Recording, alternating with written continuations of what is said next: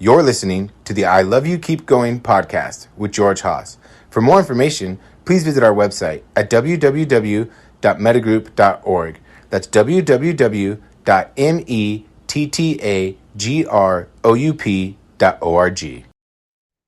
So welcome everybody. This is I Love You Keep Going. It is Thursday, October 16th, 2025 at 7:35 p.m. Pacific Daylight Time. And I thought I would talk about repairing attachment through relationship. It's something that comes up quite a bit around here. We do spend an awful lot of time talking about the nature of secure functioning relationships. Really what we mean is the nature of collaborative relationship systems as opposed to either transactional relationship systems or trauma bonding relationship systems. And they tend to go along with the different kinds of attachment conditioning that you experience. Secure people, of course, end up in collaborative relationship systems that are based on intimacy. And really, what you might say about intimacy is it's a way of relating in the frame of mentalizing that we like to talk about in terms of managing that. It's four parts, really. You understand the meaning that you give to the experience of the present moment that you're in. If we look at the Buddhist frame of that, you have the capacity to sense something. You have a sense object that can be detected by that particular sense gate. So touching is tactile, seeing is light, hearing is vibration, tasting and smelling are actually little particles of whatever it is you're tasting and smelling that activate the nervous system. Yeah, ice cream being a good example. Uh, and and so what the mind does is grab these little mind moments, you might call them, and it's not a survey really, a neutral survey of what's in front of you. Um, if we look at the Aristotelian point of view of that neutral survey of everything in front of us, it's never been my experience. I think it's more in line with uh, the Buddhist idea that we grab the things that we like and we leave out everything that we don't like if we can. And so we assemble this string of mind moments that we then use to define the experience that we're having. First, there's Vedana. Uh, is it urgent? Does it need immediate attention? Does it not matter if we ever get to it? Is there time for a pleasant experience? And then it's mapped onto the perceptual database, that is that record in the brain of previously experienced and meaning defined events. And if there's a close enough entry in there, that thread of meaning attaches to the present moment. The way that we store memory in the brain is categories of experience, and they tend to form these long strings that go all the way back to when we first made the string. So some of these memory sequences are really old. They go all the way back to the beginning of life. And each time you encounter something novel, you'll begin a new thread. And then the meaning attaches, and we create this tableau of conceptual reality, which we then can experience as what's happening with all of those meanings attached to it, including relationships and what relationships mean. So the first part of active mentalizing is to be able to discern moment by moment the meaning that you're giving to what's happening right now, and to understand the antecedents to that memory that we're giving to it right now. The second aspect then is to uh, understand what it is about the present moment meaning that you would like to share with someone else. And then this is where the intimacy comes in. In the third step, where you present to someone else a conveyance of the meaning that you're experiencing, you have to be able to uh, sometimes transliterate it in such a way that they'll understand what you mean. Uh, I like to use my metaphor of cherries and raspberries. Let's say for you, cherries are at the top of the taste ladder. And so when something is like cherries, it's like the top, it's like the best, it's extraordinary. Um, but let's say you're communicating to somebody who thinks cherries are ho hum. If you were to say to them, this is just like cherries, they would think this is ho hum. But let's say you knew that raspberries were the top of the taste chain for them. And so you would transliterate your cherries metaphor into raspberries and say, this is just like you think raspberries are. And then they would know that this was great, right? So you're effectively communicating to them. And as you get to know somebody, of course, you get to know the definition of their meaning and how they experience the world so that you have a ready source of understanding that you can use to communicate to them your meaning in a way that they would understand what you mean. I think that most of us who don't actively mentalize at that level instead to prefer to associate with people whose meanings are similar to ours so that there's no transliteration necessary. This is also true, I think, of Dharma teachers. We tend to prefer Dharma teachers or teachers of any kind that actually talk to us in a language that is very similar to us, very familiar to us, where there isn't a lot of transliteration. But it is also, I think, important to understand how people define things so that when you need to communicate to them something that's subtle and perhaps difficult to understand, you have ready means of doing so. So this third part, the first part of it is how do you communicate something to someone else so that they understand what you mean? And the second part of it is that when they communicate to you their response to what you've communicated, you understand what they mean. And oftentimes in relationships where things go awry, they go awry because you're using your definitions and they're using their definitions, and there's no transliteration. So they don't really understand what you're saying to them, and you don't really understand what they're saying to you, and you can get quite caught up in the mistranslations. Make sense? And then the fourth aspect of that is that in understanding their response to your communication, you modify your understanding of the relationship that you have.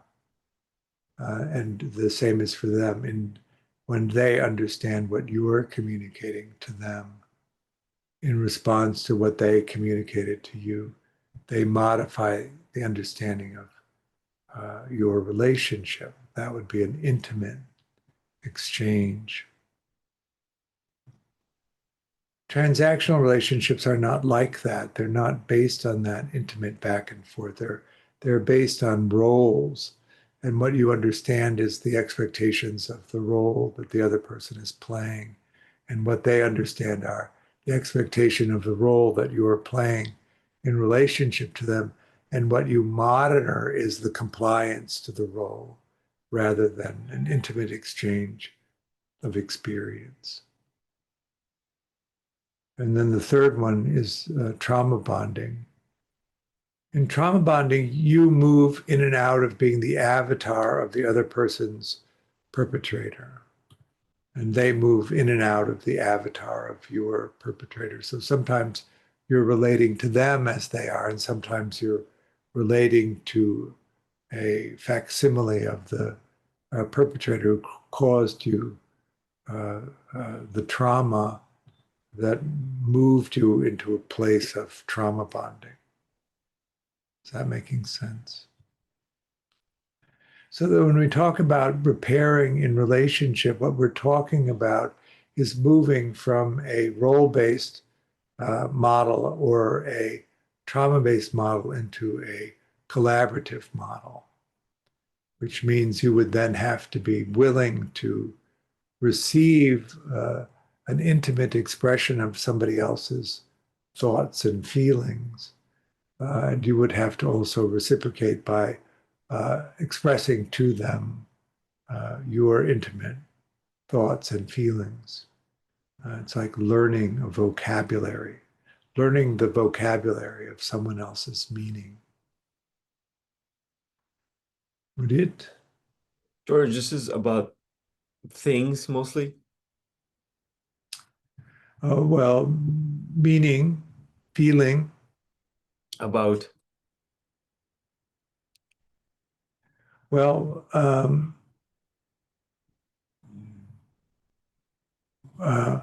how do you understand that somebody else needs care? How do you understand how do you understand the kind of care that they need? when they're dysregulated. Right. Or when they're not dysregulated and they just want something. How do you understand that? And then how do you respond with the kind of care that they need? One of the things about uh, securely attached relationships is that the care in securely attached relationships is reliable. So, and really the way that care becomes reliable is that you understand and can interpret the way that they express the need for the care, and that you can reliably produce the kind of care that they need. That would be an attuned response. And then a misattuned response would be that you don't accurately identify the request for care, or you don't accurately provide the kind of care that they're requesting. So how do you learn that, right? And then often what happens is the way that somebody else took care of them worked really well, but you don't have the skill to do that. So how are you going to replicate that particular type of care?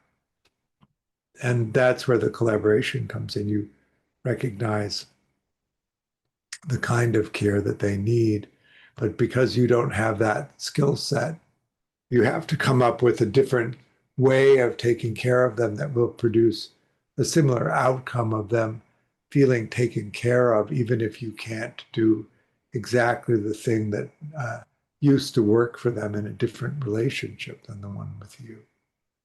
And then they have to be willing to collaborate with you so that they can discover a kind of care and the skill set that you have that will be useful to them in feeling taken care of.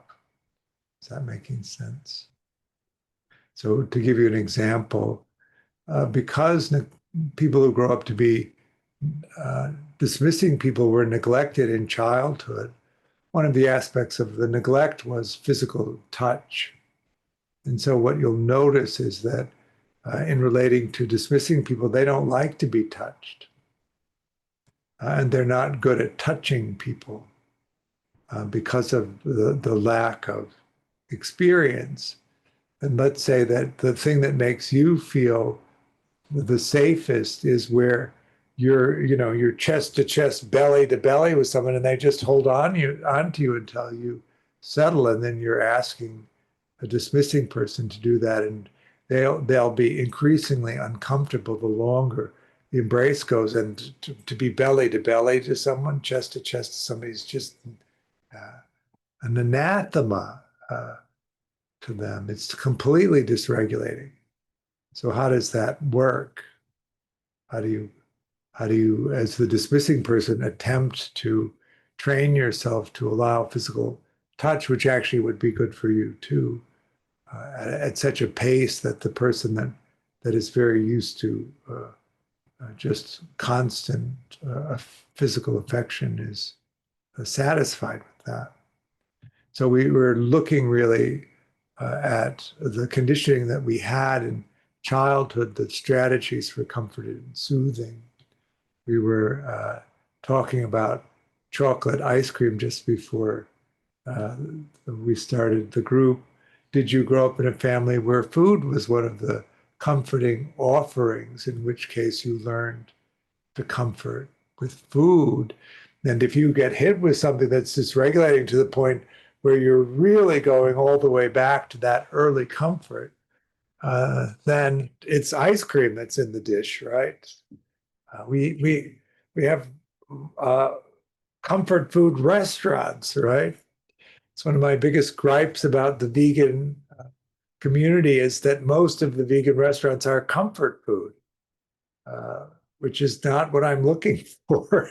I want a Michelin star meal. I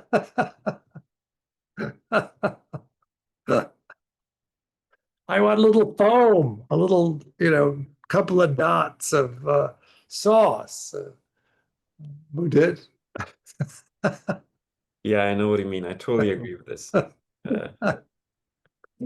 Uh, so it's interesting that you're relating this with attachment, not with biological, like dopamine release. Well, it's in the topic of repairing attachment through relationships. I was focusing on that. Uh, yes, obviously the thing that comforts the body is the release, often of oxytocin in terms of the physical comfort, dopamine, that sense of appreciation or some kind of soothing is the endorphins, right? The three main reward channels that we have. Mainly, I think what we like, and this is true all the way to infancy, is that we feel seen and understood. We feel valued, and that our expressions matter. And the main way that we track whether our expressions matter is by the effect that we have. So we make a gesture toward somebody, they receive the gesture and they respond to it. And we evaluate their value of us by their response, right, to us. It's the reaction. The idea that we have an effect on the world is the thing that really makes us feel seen and known and cared for. And you see how that shapes the different attachment strategies. People who grow up to be dismissing are neglected, which means there's no response from the world. How do you relate to that? Preoccupied people are afraid of being abandoned. And that comes from an unpredictable response. They could interpret the signal and respond in the same way and get three different responses from the caregiver. So they don't learn a system of safety and a system where they can request something and feel confident that they'll receive it. And then disorganized people often don't want any impact. They want to be invisible because the response is often dangerous or harmful to them. And so if they could just not have the world react in any way, they would feel safer because they're anticipating that they'll be harmed if they're noticed. Secure people, of course, think I'm wonderful and the world responds by meeting my needs.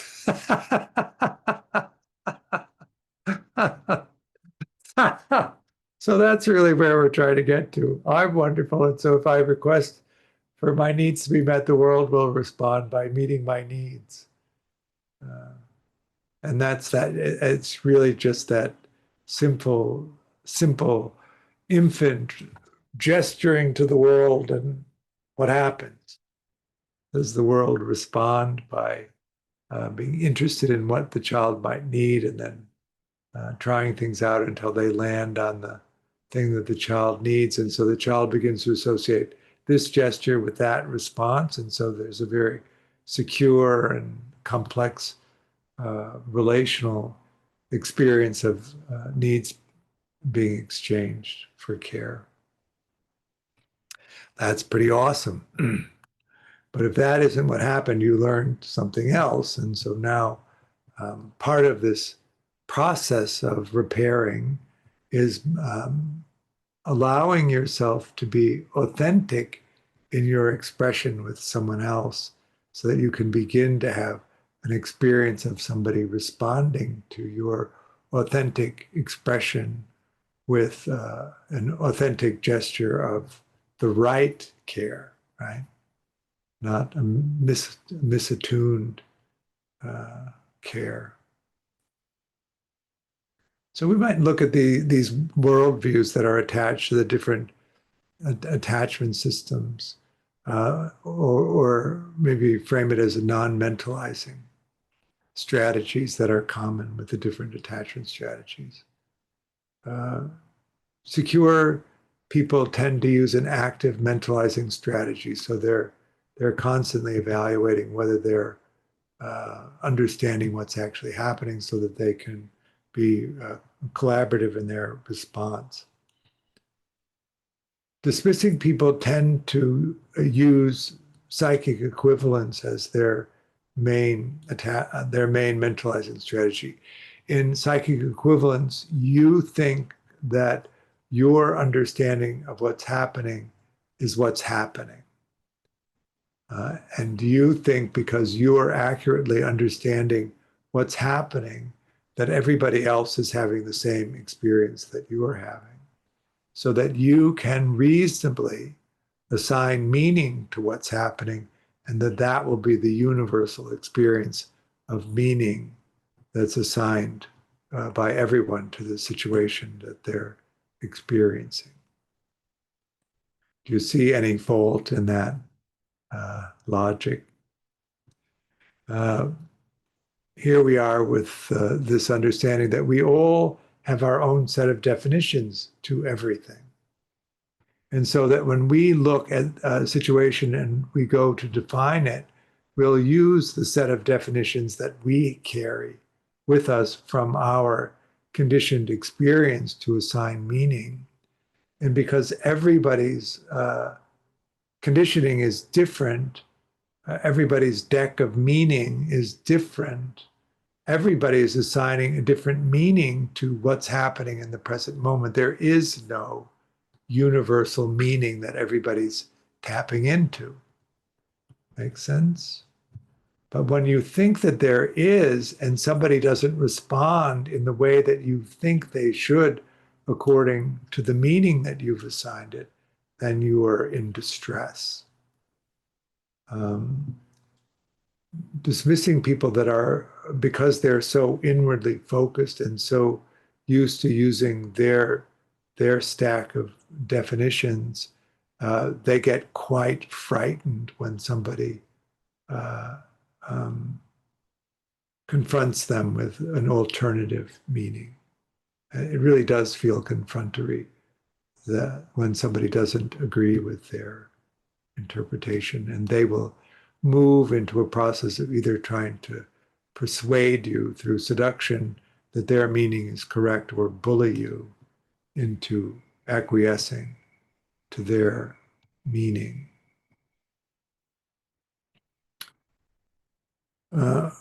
Preoccupied people, the main strategy that they use is pretend mode. And so they pretend to be in line with your meaning. They would rather not rock the boat. That works very well in a coupling between a dismissing person and a preoccupied person, because the dismissing person will insist that their point of view is correct, and the preoccupied person will pretend that it is, even if they don't think it is, because they want proximity that will come to that. And they also want to participate vicariously in the other person's exploration, since they don't explore very well.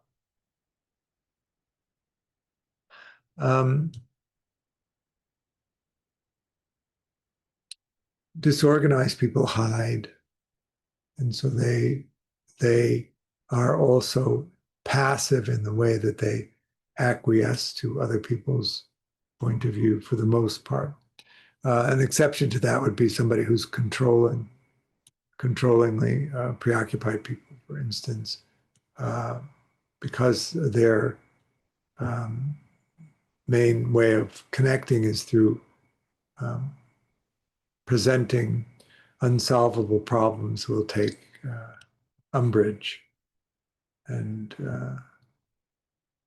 but that really is meant to be engaging, not rejecting, even though it often can be experienced that way. So the other thing we begin to do is understand the relational dynamics of how we are seeking proximity and connection to the people that we want to connect to, and to see whether or not we're using strategies that actually don't allow for intimate exchange. In order for somebody to be able to take care of you in the way that you need to be taken care of, you need to understand what that is. Preoccupied people and disorganized people really have a hard time understanding what kind of care they want, what would feel good to them, because the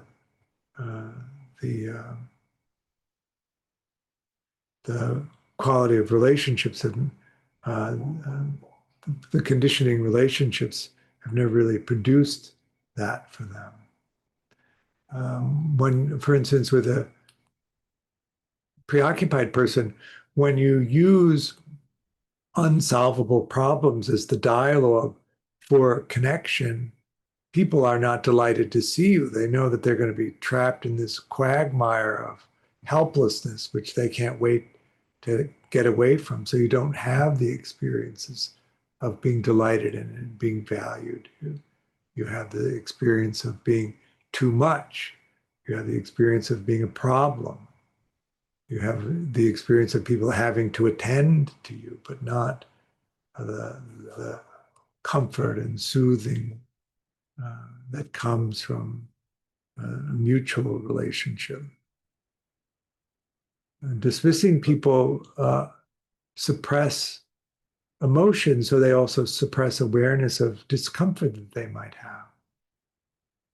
It doesn't mean that they don't get regulated for the discomfort, but because they don't have an awareness of their emotions, they still engage in relationships that are emotionally regulating, but they don't have the conscious experience of that.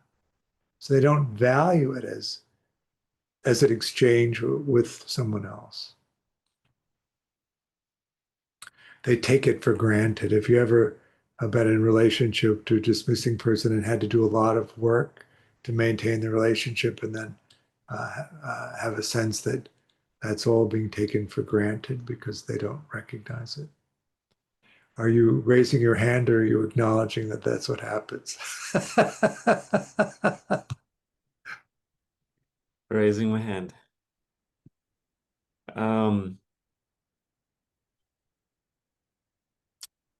Oh yeah, so the thing of the idea that about the experience that I'm having of you, I'm always confused if it's actually the other person's experience, or is it filtered through my experience, which is a negative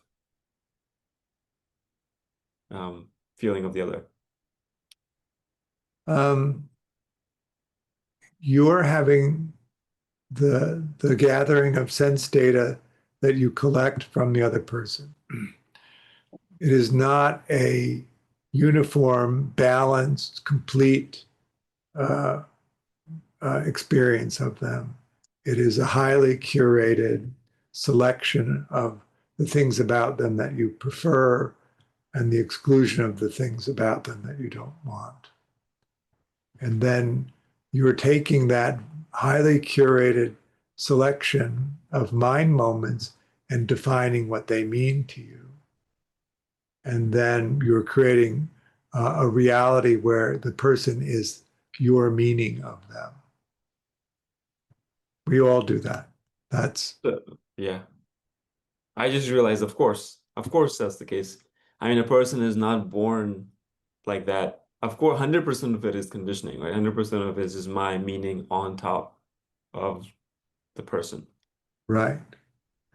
But if they're intending to communicate to you, of course, they're sending you coded messages uh, that they want you to pick up. I'll give you an example. My friends Jimmy and Vincent have been together since 1963.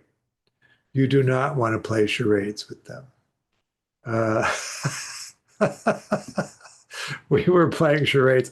I can't even tell you how mad everybody got. It was absolutely stunning how angry they got by the end of the game. Uh, Vincent would pull one of the slips and he'd stand up and he'd take a pose, and Jimmy would answer it without him even having to read the slip of paper. And then Vincent, and then Jimmy would pick a slip of paper. He'd get up, he'd say two or three words from the slip of paper, and Vincent would answer it and it would be correct. And they did this over and over and over again, right? They know each other intimately. They know what each gesture means, what the meaning of it is for each other. That's really an intimate connection. I'll give you another example. We did this empathetic connecting thing, which you may have done with me a few times, where one person calls out a number between 1 and 20 at random, and then the other person calls the number back. We had a couple, a married couple, 45 years married, at least. And they sat down, and from the first number, the wife never missed one. Bing, bing, bing, bing, bing, perfect. And then we flipped it, and the husband never even got close a single time. So it was perfectly evident who was the caregiver in the relationship and who was the care receiver in the relationship. And he was astonished at how impossible it was for him to read his wife's signals and that she never missed a single one. That's what we're really talking about. We do adapt depending on our conditioning. I think I did that too. That's the one you would repeat the numbers. Yeah. But I thought that's a game of attention, nothing to do with attachment. Or No. It's a game of attunement, which is one of the foundations of. I mean, it's not a matter of me being able to focus on the thing. It's not a matter of it, attention. It's a matter of attention, but also to be able to read the other person empathetically, right? So if I say 1, 10, 15, 14, 12, 13, 3, there's a half a second that precedes consciousness where you're actually able to see that experience and respond to it. And if you can see and understand the experience and respond to it in a half a second, it will appear to be simultaneous, even though it'll be a half a second usually behind. If you perceive it directly, it's right on, bing, bing, bing, bing. And if you looked at the videotape, there would be a delay each time because the videotape is later. Is that making sense? So it is possible to perceive real time. I thought consciously it's not possible. Like you can never see the moon directly. You can always see the reflection of the moon. You know that example. No, that's true. Everything is a reflection of the mind. Nothing is directly experienced. But the self experience takes a half a second to formulate, and what's actually happening has already happened when you perceive it as happening now. So that, for instance, if you were to watch the videotape play it would appear as if it were happening simultaneously. But if you watch the videotape frame by frame, you would see that it wasn't happening because you can see it for longer than a half a second. Is that making sense, PJ? Since we did this, I always think now when I'm singing along to the radio, I think, am I singing a half a second slower than I think I am? That's just something. Well, if you're singing along and you're not waiting for the self to know what you're going to sing, so you're on the spontaneous side of things, you're hearing the song and then formulating your sing-along response, and then they're both entering consciousness at the same time. So it appears as if you're singing completely in sync when actually there is a delay in there. It's just the delay is behind the wall of the creation of self.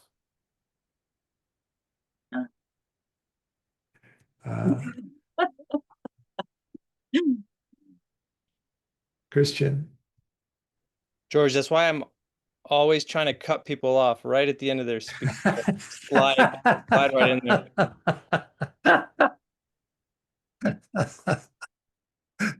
That takes a lot of attention. But it. Right. So that, yeah, you're saying you are able to catch up. I thought it's just impossible in reality to catch up, but you're saying it is actually possible. I misunderstood. Well, I think that if we were to experience things as they actually happen, we would be aware of the delay. But because there's a delay built into the whole system, anything so for instance, when you hear the words that I'm saying, do you hear them first as vibrating sound and then define them and hear them as a word? Or do you hear them as a word and not really hear the vibrating sound without the meaning attached to it? Understood. So the sensory data and the meaning has a half a second delay. Right. Got it. Well, and the self-experience, remember that the activity of you is the unconscious body-mind process. And the self-experience is actually part of that whole meaning making of the sensing. So it is part of the sensing experience, but it creates the perception of me over here, that stuff out there. But that is also part of the sensing experience. It's not separate from the sensing experience. You're sensing the experience of self, which is the same as the whole sensing experience. There's not a separate self that is viewing that. The self viewing that is also that. Is that making sense? So it's not like sense data, self, meaning. It's only sense, self, then meaning. Right. So you take in the sense data, it's transmitted. The body does the urgent, doesn't matter, is there time for pleasant. Then the brain stem distributes it to the various parts of the brain that are going to help you decode it. Then it's decoded, and the meaning of it and the conceptual reality of it is manufactured and sent forward. And then the self-experience comes online just as the conceptual reality is being formed, but we're experiencing the conceptual reality through the self-experience, and that's why it appears the way that it does. Without the self-experience, there's no experience of conceptual reality.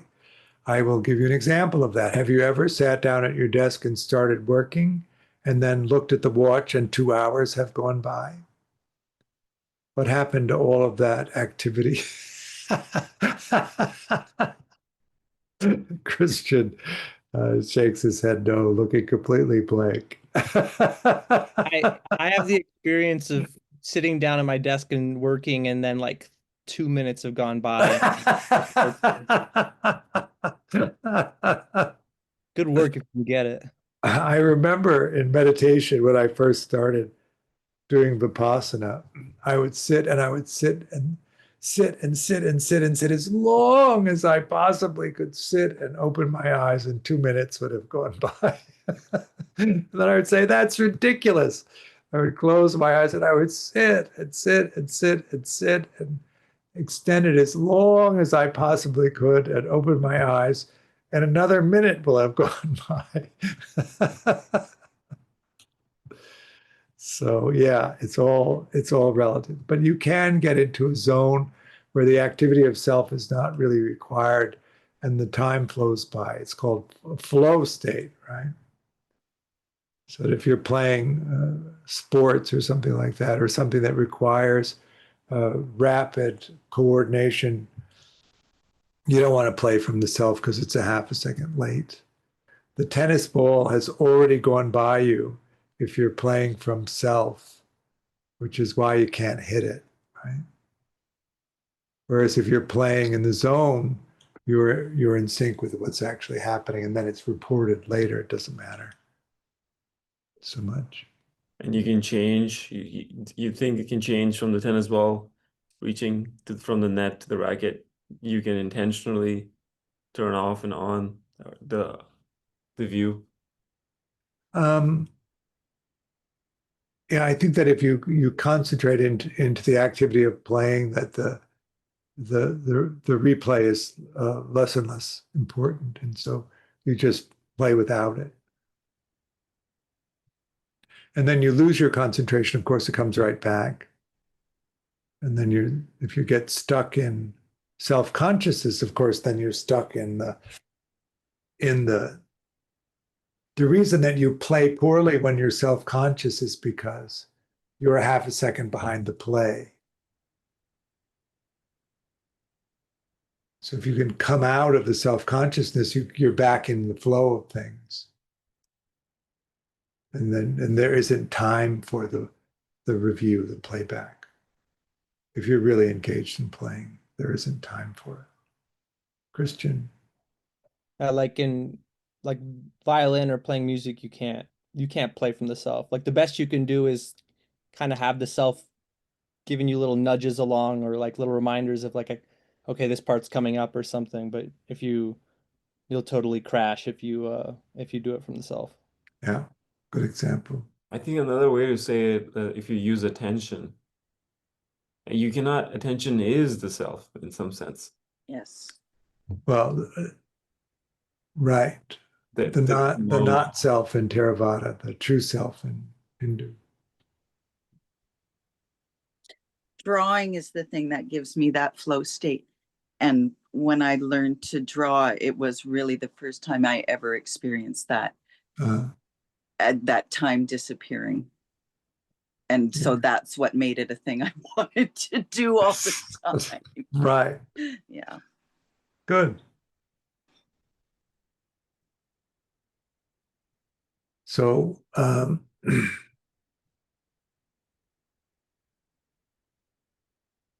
thing is with all of these conditioned responses to things is they're often, when you attempt to unwind them, dysregulating emotionally. And the best way to regulate when you can't regulate yourself is by being proximate to somebody who is a good regulator for you. And so one of the things that's important in attempting to repair attachment conditioning is to begin to set up social networks of people who will help you when the experience of exploring what your conditioning is dysregulating. So you begin to assemble around you the people that are willing to walk into your lion's den or your dragon's den, right? The people who will go with you as you go into this material, which can often be so disconcerting. But you don't want somebody who then takes over the slaying of the dragon. You need to slay your own dragons. What you need is somebody who will go with you and come back with you. And so part of this repairing through relationship is really beginning to collect a social network of people that are emotionally regulating for you and are also willing to enter into an intimate exchange around how the experiences of your life have affected the decision-making process that you've engaged in, which has resulted in where you are now. Is that making sense?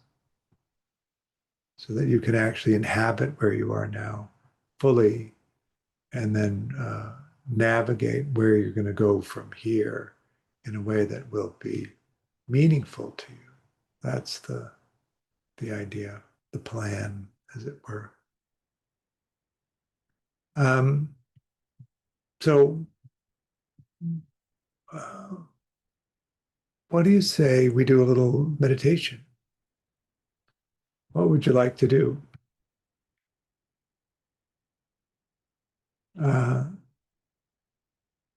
Loving kindness, insight, IPF.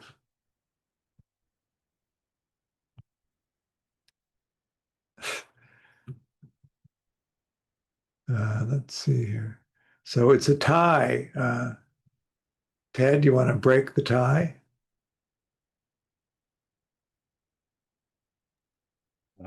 Either 2 or 3. Sorry for the the ambivalence. So it's tied and ambivalent at the same time. Mario, we're turning to you.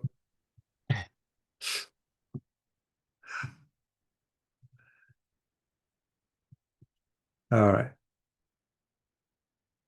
All right. I guess 2. I say 2. All right.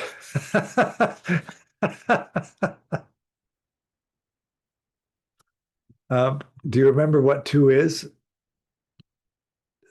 Vipassana. Yeah, good. All right, here we go. Okay.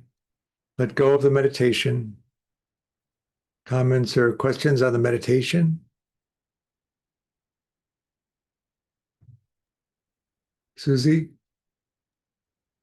I'm wondering what pain is, whether it's in or out. Yeah. Well, it's Physical usually pain. feel out, but there often is an emotional reaction to the pain, which is then feel in. And then you have to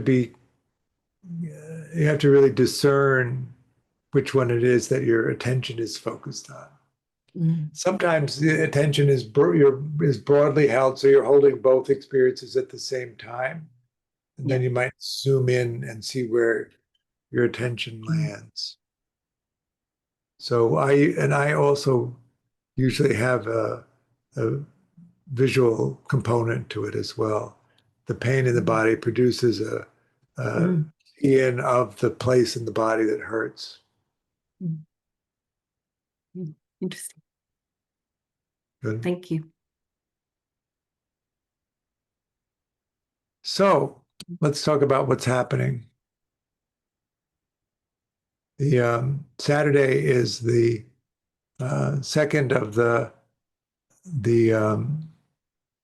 exploration half days. We're going to talk about, I'm going to talk a little bit about my creative process with photography and writing as an example of exploration. And I'll also go through the advanced mentalizing skill set. We're going to start a level 2 on the 21st of October. It's a Tuesday afternoon at 4:30. Kaleidoscope is our monthly gathering, which is 11 to 12:30 on Friday, the 26th. Let's see, what else are we doing?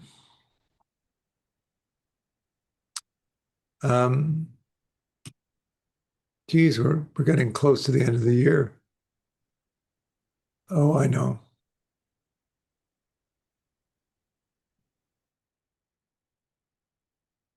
One On October 21st, we're going to try a lunchtime workshop. It's our first one. So 1 p.m. to 2:15 on October 25th. We're going to have a lunchtime meeting and talk about meditation and attachment. On November 15th, we're going to do we do this half day once a year. It's called, I like to call it family archaeology. It's to get us ready to go home for the holidays and view our family system as an archaeological dig. See if we can uncover what actually happened, so we have a greater capacity to understand it. And then we're going to do, for the first time in a long time, a virtual retreat, which is going to be from the 29th of December until the 2nd of January. And it's going to meet from 7 a.m. in the morning until 4 in the afternoon. So if you're interested in sitting a virtual retreat, take a look at that. It's going to be different than the way that we've done retreats in the past. We used to do a Dharma talk in the morning, interviews throughout the day, and then long practice periods. But instead, we're going to take it in 2-hour chunks and cover 20 topics over the course of it. Christian? George, are you afraid with the family archaeology that people might be afflicted by the mummy's curse? I'm afraid that we're already afflicted with the mummy's curse, and we're looking for a way to break the spell. Just don't take any treasures over the house when you go home. Yeah. Well, one of the advantages is to see clearly what happened so that you can embrace the things that went well, that were to your advantage, and so that you don't get completely mired in just a sort of an idea of what went wrong.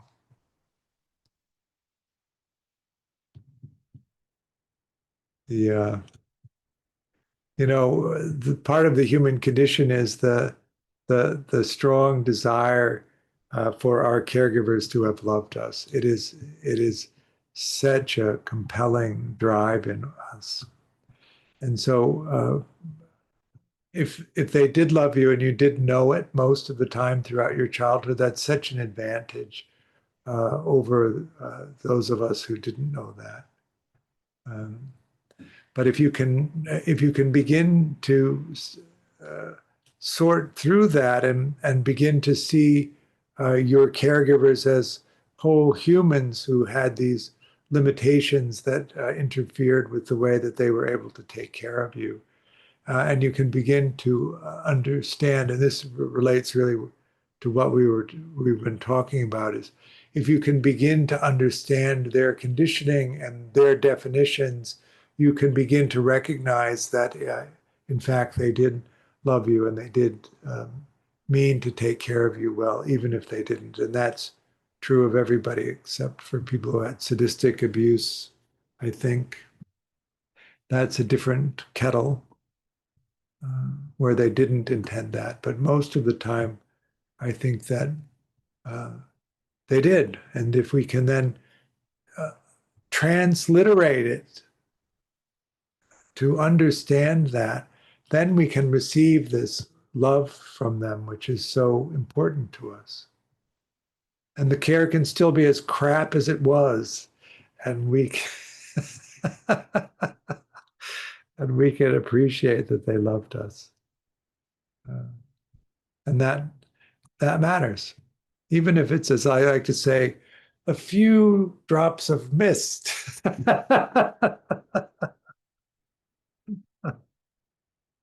All right. Good to see you. Thank you for your practice. I offer the teaching freely, but if you're resourced and able to make a donation, I really appreciate it. It helps support me and the work that Mettagroup is doing. There's a link on the website for a donation. And I hope to see you soon somewhere along the way. I know. Thank you, George.